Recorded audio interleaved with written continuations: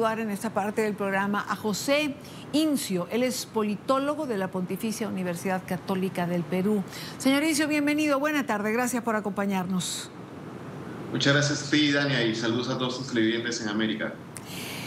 Hay, señor Incio, un sector de la sociedad peruana que piensa que esta elección se plantea entre dos candidatos que no necesariamente eran las mejores opciones que se presentaron.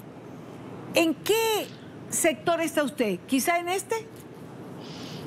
Sí, creo que si tomamos en cuenta el porcentaje con el cual estos candidatos pasaron a la segunda vuelta, es uno de los porcentajes más pequeños históricos de lo que se presenta en nuestro sistema electoral desde que regresamos a la democracia en el 78. No vemos que ambos candidatos pasan a la segunda vuelta con una votación que representa algo del 18% del padrón electoral. Es decir, casi un 82%, un 80% de la población no los eligió para pasar esta segunda vuelta. Entonces, es por eso que para muchas personas ha sido una elección bastante difícil, porque representan como opciones muy lejanas a las ideales para la mayoría en realidad. Ahora, estos bajos porcentajes con los que pasaron a esta segunda vuelta, ¿a qué se debió? Quizás a lo fraccionado, a que habían varias opciones, el voto se diseminó entre ellas. Sí, o sea, primero que ha habido una gran fragmentación, ha habido un gran número de candidatos, pero no es un tema, no es un proceso, no solo se debe a lo que pasa este año en esta elección, es un fenómeno que venimos, digamos, cuajando hace varias elecciones, donde cada vez menos se siente que el electorado se siente representado por sus partidos, por sus élites políticas, y es esa disociación entre el electorado y los partidos, las élites políticas que justamente generan esta fragmentación y esta dispersión del voto, ¿no? Si vemos, por ejemplo, como dato, para que tus televidentes lo puedan poner en perspectiva, el segundo candidato más votado en la primera vuelta, por decirlo así, la segunda opción más votada fue el voto en blanco. Es decir, cada vez más los partidos nos generan una oferta que el elector se sienta atraído hacia ella, ¿no? Ahora, llegando a este punto, uno piensa en lo que viene después, es decir, cualquiera sea la opción, o vayámonos por allí, ¿cuál es el riesgo con cada uno de ellos de ser electo? Es decir, vamos a plantearnos las dos alternativas, Keiko Fujimori por un lado o Pedro Castillo por el otro.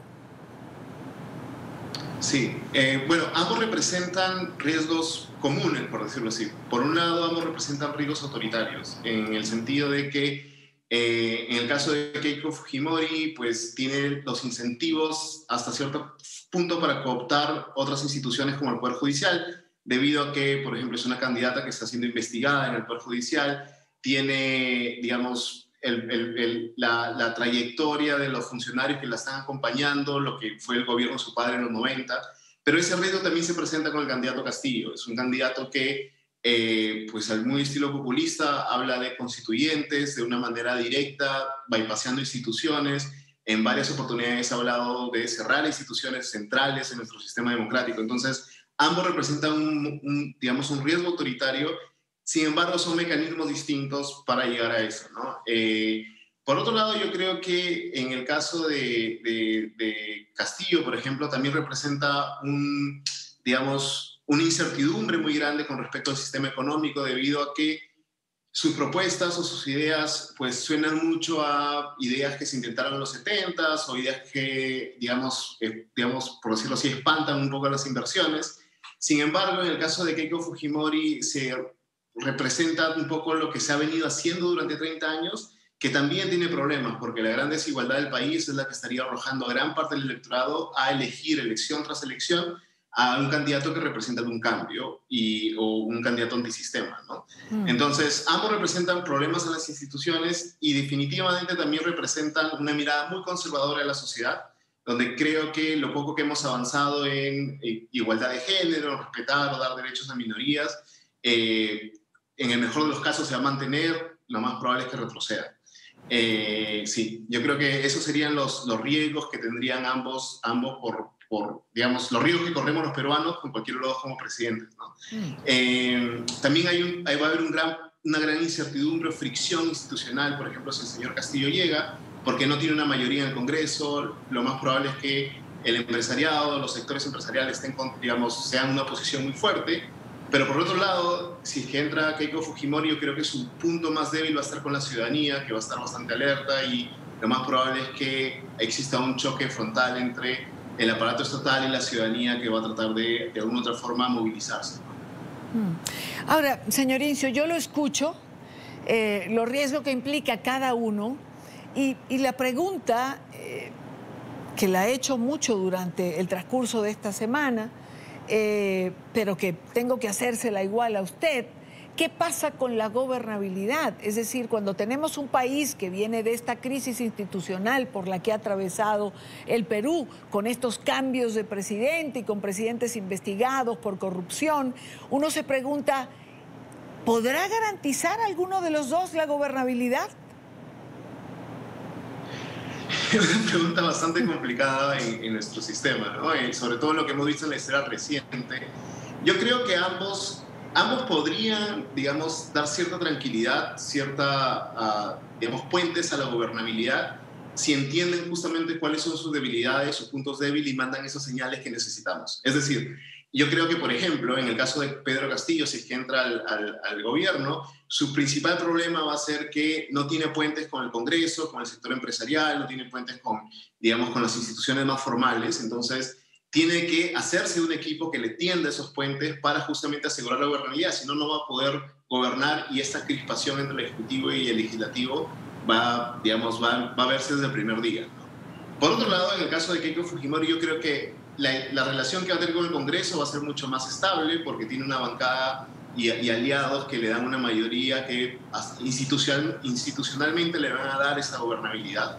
Sin embargo, su punto débil va a estar con la ciudadanía, que va a estar muy atenta justamente a lo que el fujimorismo haga, tanto con las otras instituciones como con la prensa, etc.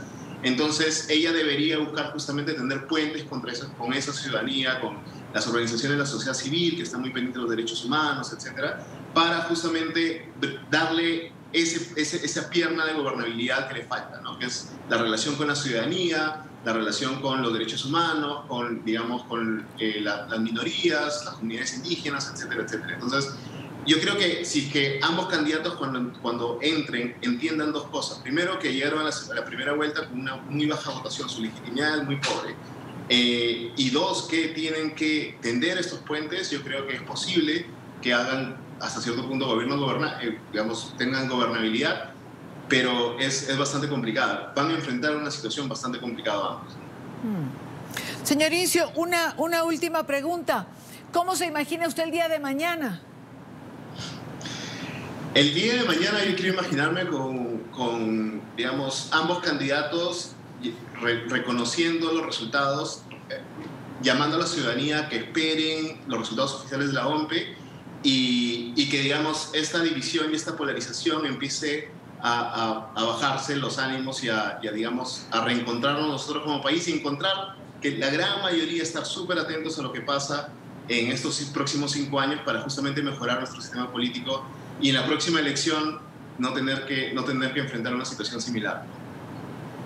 José Incio, politólogo de la Pontificia Universidad Católica del Perú. Gracias por acompañarnos la tarde de hoy. Un placer.